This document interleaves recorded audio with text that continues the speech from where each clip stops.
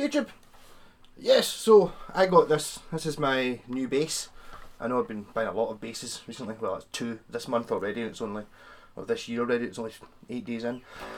So I got this a while ago in part of a trade. It was missing lots of bits since it had some damage.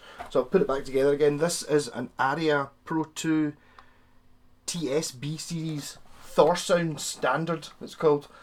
And it's rather nice, I'll be honest. I wasn't really expecting it to be as nice as this. Yeah, so I got it from a guy.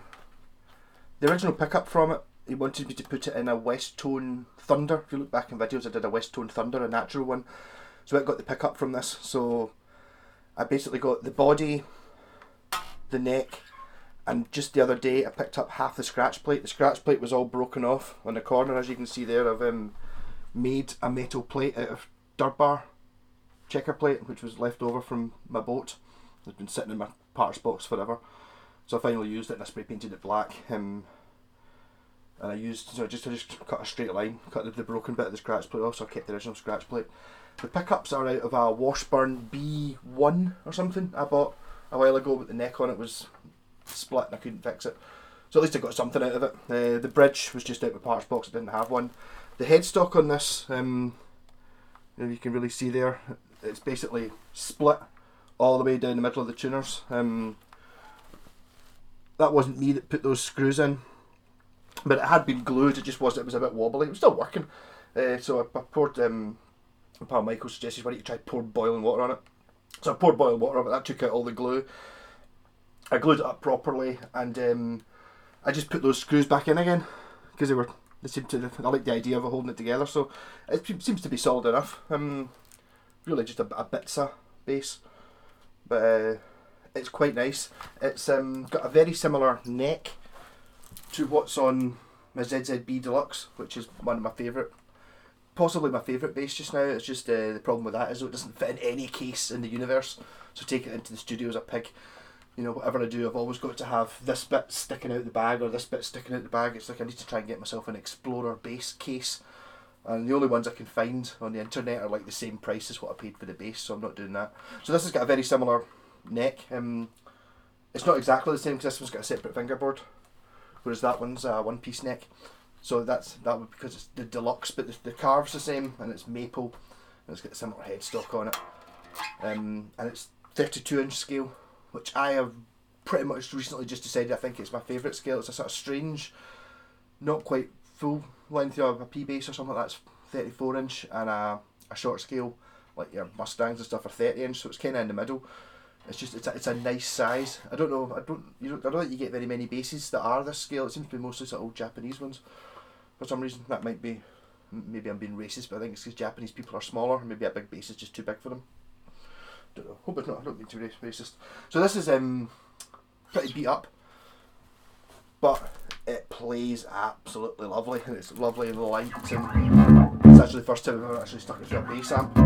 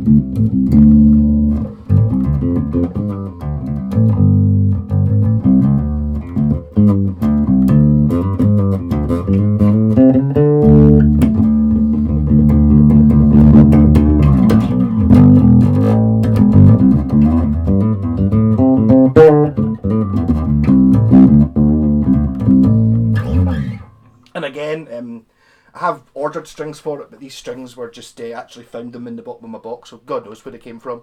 I think these might be ones that I've boiled at some previous time, because they seem to be relatively clean, although they are a bit dead. But kind of suits this bass. So I was thinking this was when I was looking at it, it's a prime candidate for me sticking extra pickups in it and stuff.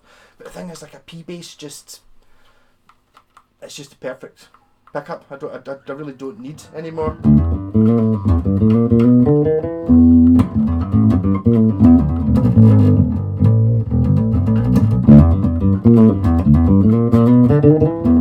Actually, there's somebody selling a set of Geezer Butler signature EMGs. They're passive though, just like a P bass set on eBay just now. And I'm sitting there, it's like they're not that expensive. I really wonder if I should be buying them, but I don't know what I would put them.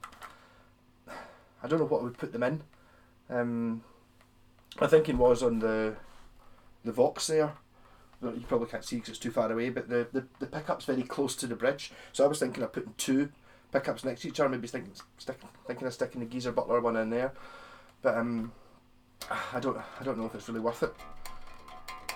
And this one, it's like this pickup, the Washburn one, it's just been sitting in my parts box. I didn't expect it to be good. I'm not a particular fan of the sort of EMG looking pickups, but actually it kind of goes quite well with that sort of matte scratch plate, and it sounds wonderful. But I mean, I was looking in there and it's like, I see Artec do an EBO type pickup, you know, the big silver mud bucker for like 25 quid. That would look pretty good in there. And I've also found somewhere in China selling like an original telly bass pickup, you know, it's kind of just looks like a Strat pickup, but it's got 4 poles, and they're only about a tenner. And I was thinking, maybe put one of them in there, but I don't know if I can be bothered.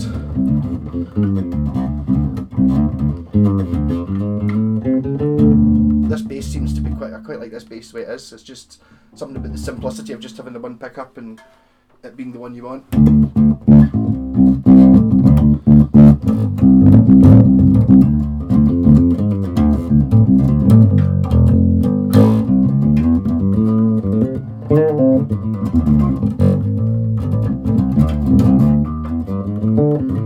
But there's a point where you get to with bashes on the back of the neck where you can't actually feel them because there's so damn many of them.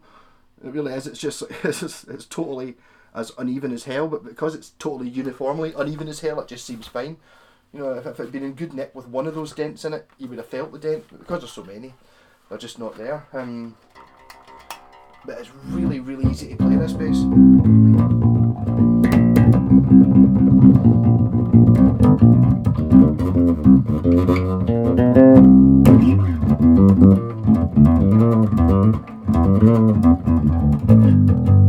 I'm a sucker for a maple neck as well.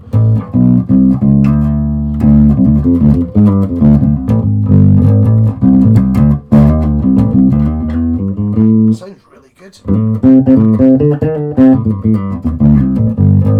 Oh, I forgot to turn down the volume in the mic, so this might not make it. I might have to do another video if I'll watch this one, and if it's too farty, then it's too farty.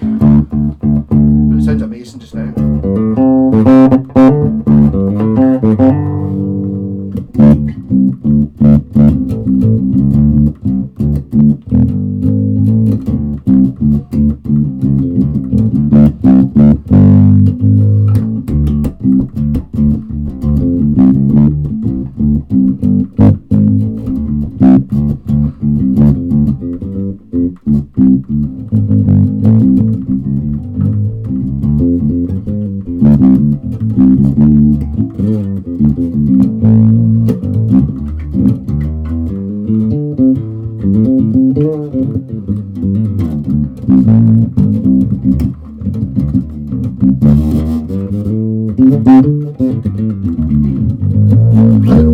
Why I'm enjoying this one so much. Maybe it's just because it didn't cost nothing, but it pretty much cost nothing.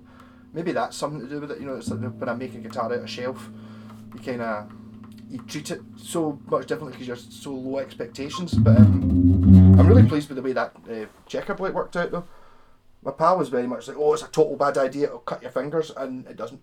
It's fine. I was at it with the angle grinder, so I kind of shaved off the corners to make it a bit smoother. But it seems to be perfect. I think that's one of the problems with whenever you've got. I mean, you often see it broken in P basses. A lot of guitars that have got like a, you know, the jack input goes straight into the scratch plate. So all you do is stand on that and it snaps the scratch plate. Done. This one was kind of snapped off, sort of round about there somewhere. I was actually going to cut. The reason I didn't do this is I was going to do I was going to put a P bass scratch plate on it because I've got one. and I was just, it sort of fitted, and it was like, you know, it would have gone on and it would have held the controls just, but the guy after said, "Oh, I think I've got the scratch plate lying in a pile in the room," and that was months ago. So I eventually went over just before Christmas and was like, "You still got that scratch plate?"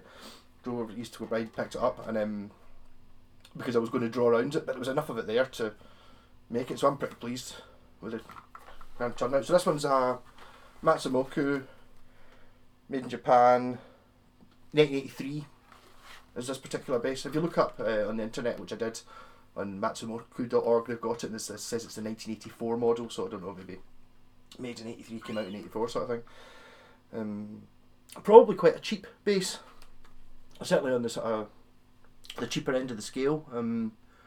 Aria does an awful lot of really fancy ones, you know, neck through and stuff like that, so this one's just bolt on, but it's got their, I don't know if that's what the accurate bolt system is, this sort of rounded bit. It's really comfortable, very similar to what's on a lot of Aria guitars of this era. Speaking of Aria guitars of this era, it kind of matches my Thor sound, which I've still not found out exactly what model this is, but you know, it's like, okay, this is a little bit more SG-ish, but TSB on the headstock of this stands for Thor Sound Bass, even though I would rather it actually said Thor Sound on it, but it doesn't. So I love this. It's the same sort of matte scratch plate, a couple of single coils, just a bit like a basic model as well. This one's a wee bit later. This one's not early. It's an 82. This one, but this is stunning. I'm loving it. So I'm going to play it again. Hopefully I don't have to ditch this video because it's farting, or I might just leave it farting. I might just play a little bit quieter, and hopefully.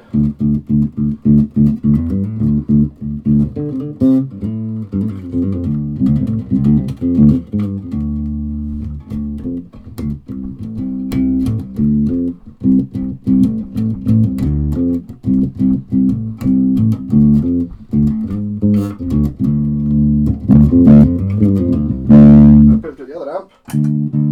Not very loud. Fuzz pedal, always good.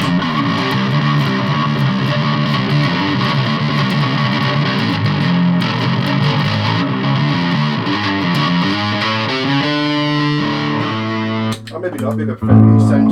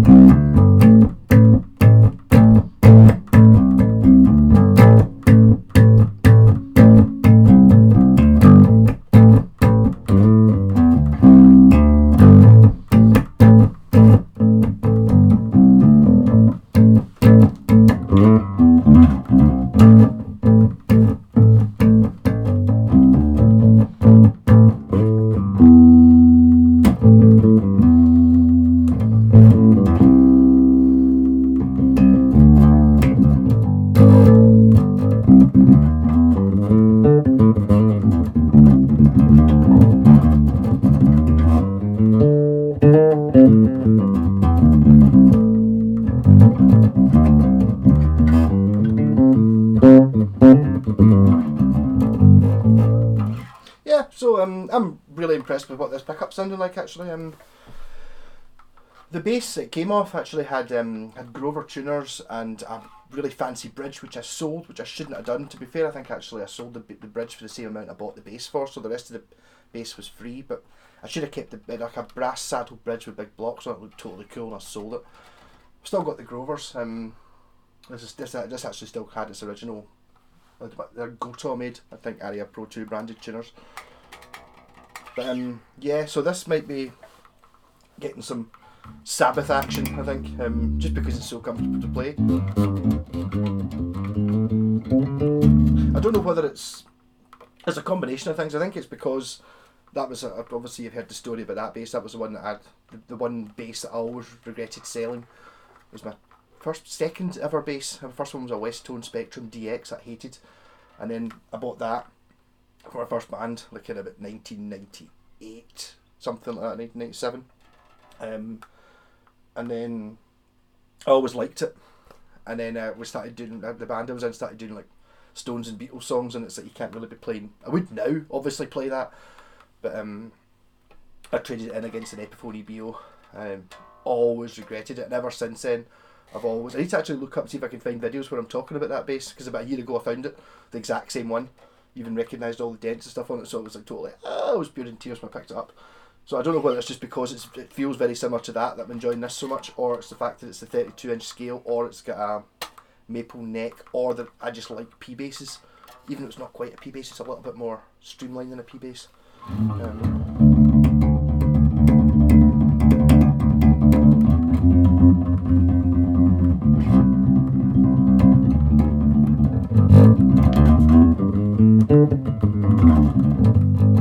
I'm actually liking it more than the Vox bass, which I just bought myself, which I probably shouldn't have bought, but that might be again just because, you know, the satisfaction of having fixed it and for getting it for, you know, peanuts. May have swayed me a little bit.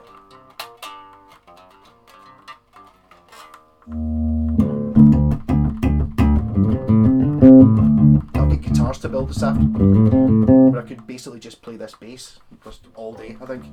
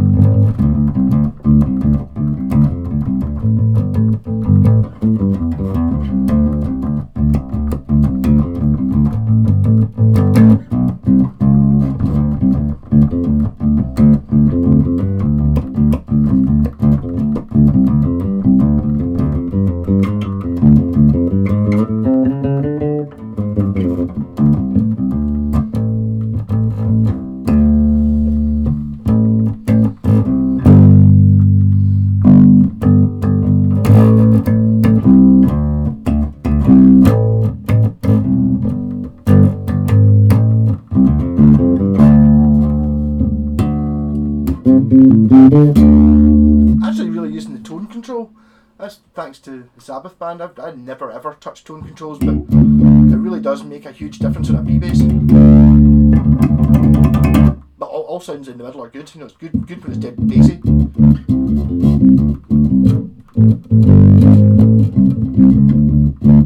But also a bit, I'm in the middle. Fully on.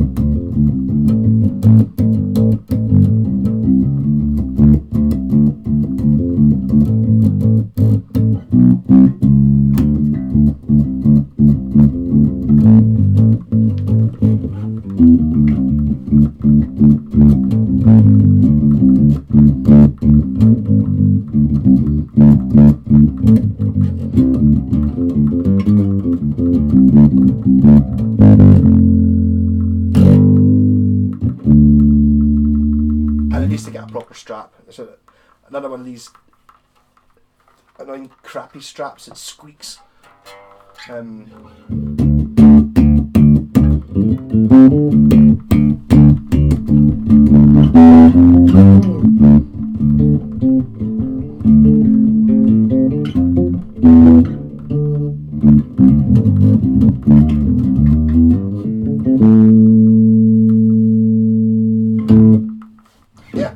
rock and roll. That's hit my 20-minute mark. So I'm basically going to spend this afternoon. I've got a couple of guitars to build, but basically I'm going to spend this afternoon playing this. I can sort of tell. Kind of almost hope that the speaker is farting, so I have to do this video again. Rock and roll. Catch you later.